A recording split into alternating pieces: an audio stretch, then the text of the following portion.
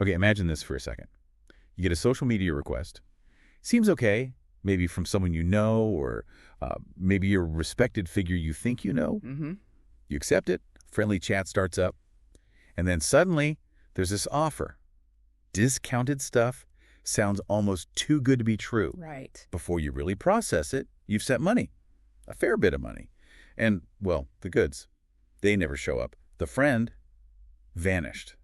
Yeah, it's a scenario playing out far too often. It really is.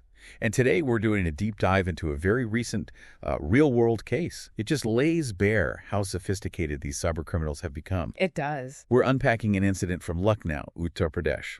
The victim, a retired high-ranking police officer, a deputy inspector general, a DI, someone you'd think would be extra vigilant. Absolutely. Which makes this case particularly telling. Exactly. So our mission here is to understand the psychological tricks, the technical methods they used, and just what makes these scams so incredibly convincing, even for sharp individuals. We've gathered the details, and hopefully this gives you a stark warning. Maybe helps build up that personal shield a little bit stronger. And it really is a powerful lesson, isn't it? How quickly that online trust can be sort of manufactured. Manufactured and then weaponized. Yeah, precisely. Even against people you'd assume are vigilant. Okay, so let's unpack this specific case. It starts on July 13th, 2025.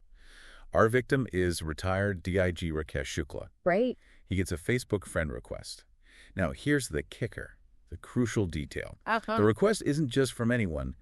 It's impersonating a very well-known, very respected figure. Yeah. Retired IAS officer Balvinder Kumar.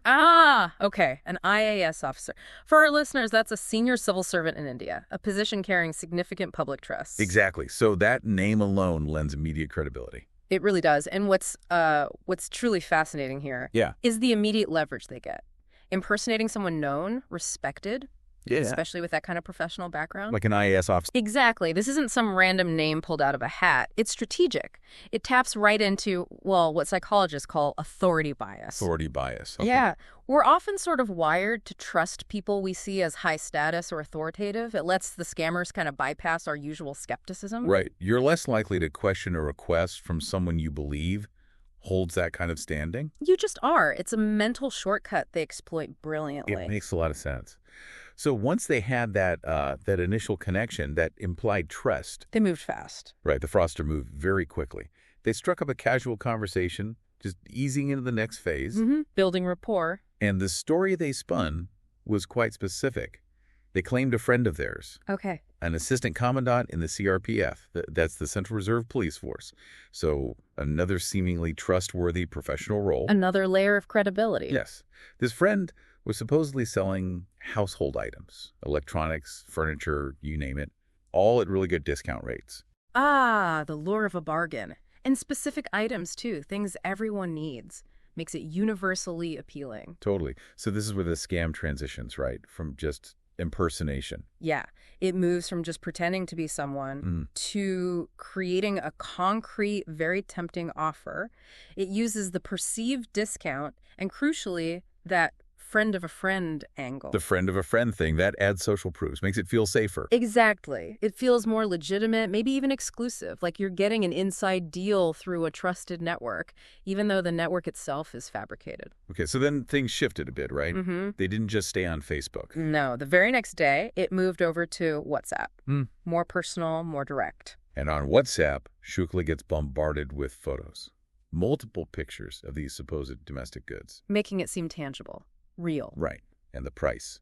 Very enticing. Yeah. 1.75 Lakh for the lot. That visual element plus moving to a private chat app. Yeah. It definitely helps solidify the illusion. Make it feel more immediate. It really builds that sense of momentum, maybe. Yeah, and urgency, too. You combine the pictures, the private chat with this idea of a friend special or maybe a limited time discount. It pushes right on our natural desire for a good deal. And sometimes, well, that desire pushes us past our usual caution. And then came the payment part. How did they handle that? They shared a QR code, said it was for the payment. A QR code. Okay.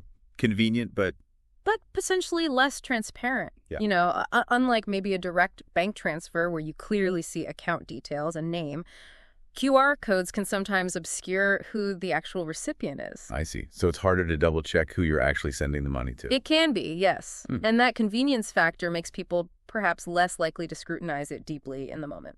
So even with maybe, in hindsight, some subtle red flags, the familiarity of those names, the IAS officer, the CRPF connection, it was powerful enough.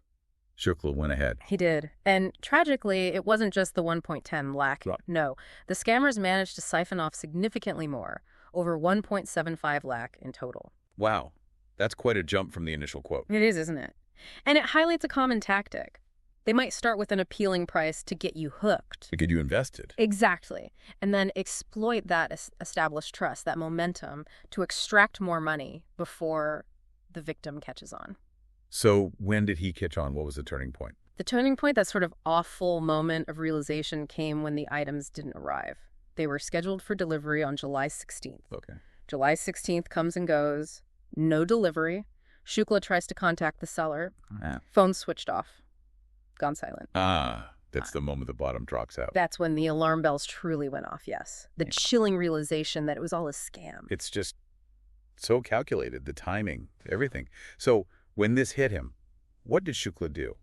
What are the immediate steps someone should take if they find themselves in this awful situation? Well, his quick thinking, his swift action really offers a crucial lesson here. Speed is key then. Absolutely. He immediately reported the matter to the cybercrime cell in Lucknow, didn't wait. He also filed a complaint through the online grievance portal, and later a formal FIR, that's a first information report. The official police complaint was lodged at the Hazartganj police station. So multiple channels and quickly. Yes. And this raises such an important point for everyone listening. The speed is critical. These scams escalate fast, reporting immediately, ideally within the first few hours. Right. It significantly boosts the chances for banks to potentially freeze the funds or for law enforcement to start tracing that digital footprint before it vanishes. So gather everything you have, screenshots, IDs. Everything. Transaction IDs, phone numbers, social media profiles, screenshots of the chat.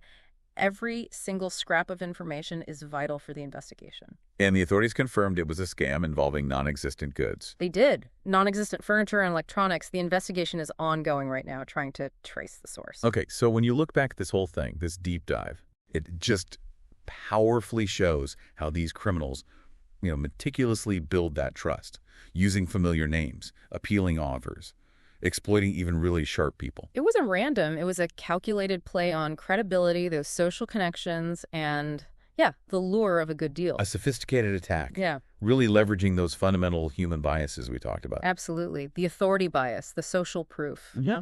It's all woven together. So for everyone listening, as you reflect on this case, think about how those elements, social trust, those professional titles, the appeal of a bargain, how they were weaponized here. What does this incident really tell you about how online scams are evolving? And maybe more importantly, how can you consciously start to recognize and push back against those subtle influences? Things like authority bias, social proof. How do you build a stronger personal shield against these really sophisticated digital deceptions?